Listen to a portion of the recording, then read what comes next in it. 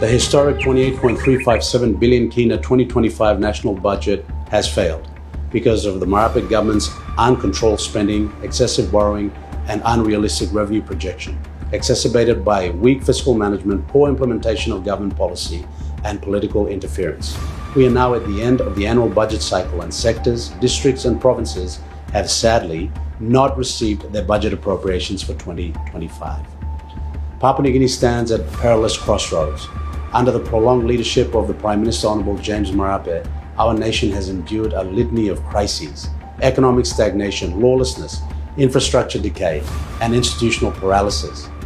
After 6 years of this pathetic Pangun-led government and continued budget failure because of incompetence and the need to serve parochial interests above the needs of the nation, the time has come to demand change, not out of anger, but out of patriotic duty.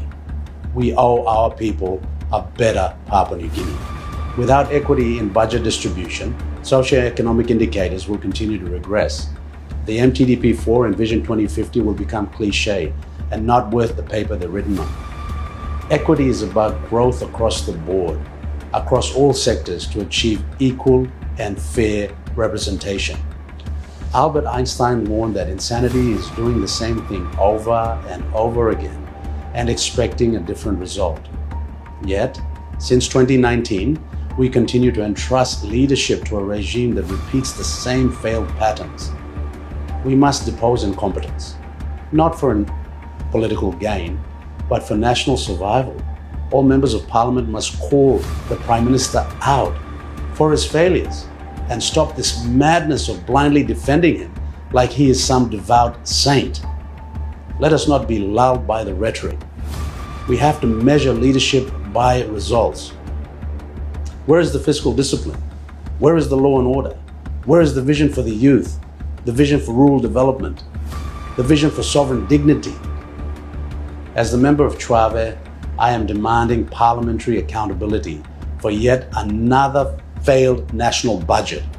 I will be seeking Supreme Court enforcement of the Appropriations Act for the inequity in budget distribution and failed fiscal management, where the people of Chuave and Simbu have been deprived of their rightful budget appropriations.